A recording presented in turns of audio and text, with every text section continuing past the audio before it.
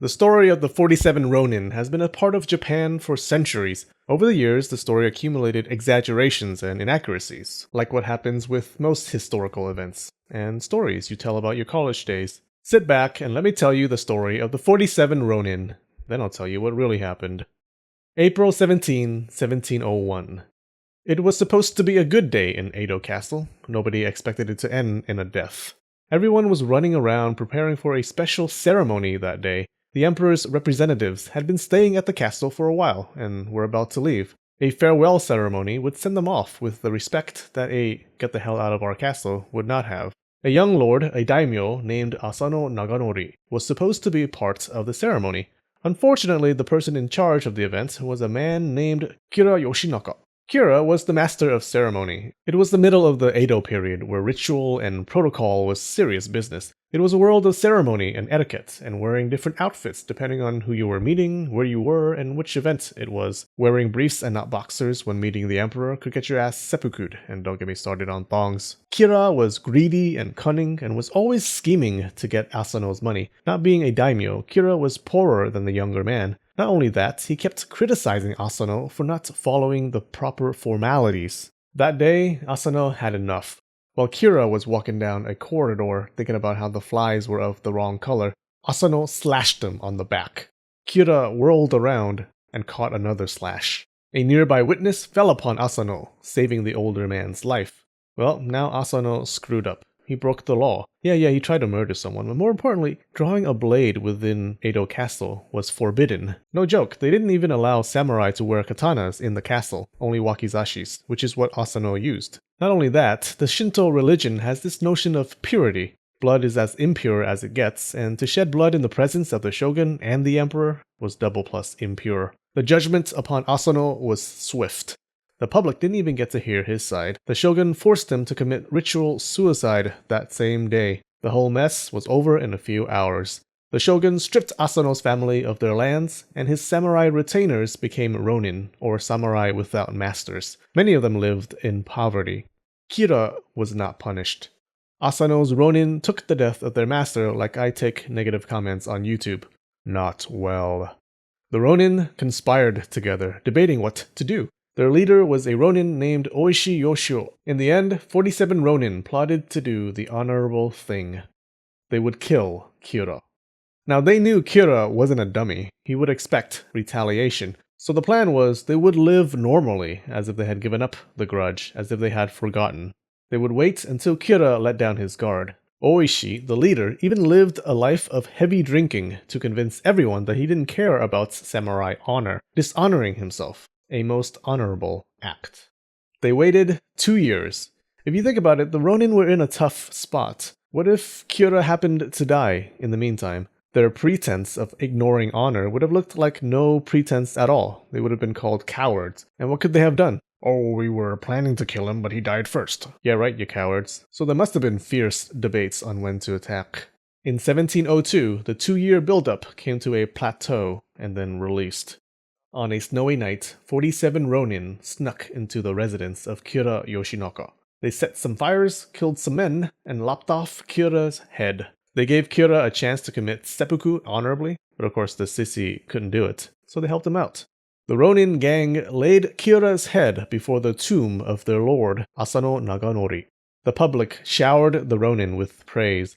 But the shogun failed to understand the honorable values of samurai, and tragically, he forced them all to commit seppuku. The 47 ronin went down in history as symbols of samurai virtue and honor. And then Keanu showed up to save the day. Alright, there you go. That was the popular account of the revenge of the 47 ronin. What was wrong with it? Kind of a lot, actually. Let's breeze through the smaller mistakes first before we get to the big problems. The Kira assassination happened in 1703, not 1702. Kira's first name was pronounced Yoshihisa, not Yoshinoko. Asano had 270 samurai who became ronin. Only 47 of them decided to kill Kira. There may have been 46 ronin, depending on how you count. Everybody did not applaud their actions. The response was mixed. Some people praised them, others condemned them. Okay, on to the big problems. By the way, a lot of this info comes from Stephen Turnbull's book, The Revenge of the 47 Ronin. Link in the description if you want to check it out. Most of what is told about the 47 Ronin came from a puppet play based on the incident.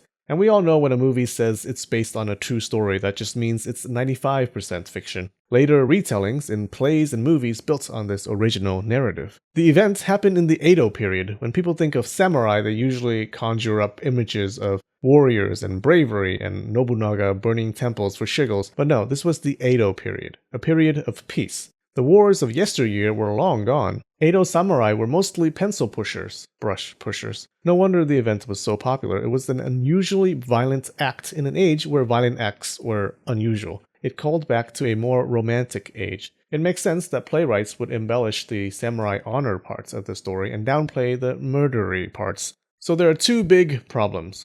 One, the story got the two characters all wrong. Asano was the good guy who only snapped because of Kira's greedy and scheming ways. Well, not quite. We have evidence of what kind of a man Asano really was. There was a report written for the shogun by his agents about the lives of his daimyos. The report called Asano smart, but said he preferred to have fun rather than govern, and he didn't have much skill in books or war. But the main thing the report focused on was dude couldn't keep his pants on. Apparently, he liked to promote the men under him based on who could get him more women. He surrounded himself with yes-men and ass-kissers. The reports condemned his men for not teaching their young lord the morals and behaviors expected of a daimyo.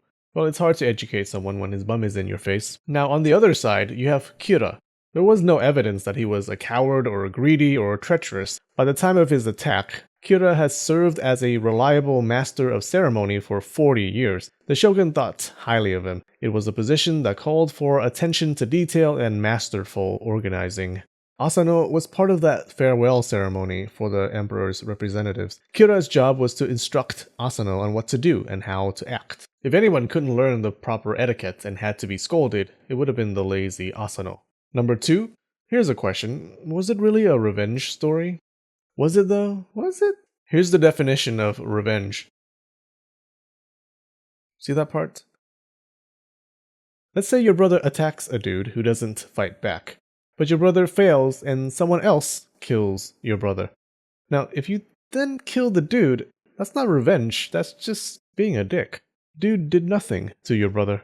It was Asano who attacked Kira. What did Kira do? Bleed on him? Sure, the Ronin were like, well, Kira was always scheming and stuff. He must have done something to provoke Asano because he was always doing something to provoke Asano. Very convincing, guys, and my ex was just wiping that guy's pants because she spilled water on his lap. No, we didn't see Kira do anything wrong, nor did we see him causing Asano's death. Kira didn't order the suicide, the shogun did. It would have been a proper revenge if the Ronin had killed the shogun instead. So it seems like less of a revenge tale than a tale of 47 Ronin who murdered the senior citizen that their lord failed to murder. Okay, so that's the real story. Now the point of this video is to talk about the historical events behind the 47 Ronin story, not to poop on it. The story can be enjoyed by itself. On its own, it's a tale of sacrifice, honor, and loyalty, values that Japanese society strove to preserve in the Edo period and beyond. That the story endured for 300 years through countless plays and movies is a testament to how much those values resonated with the Japanese people.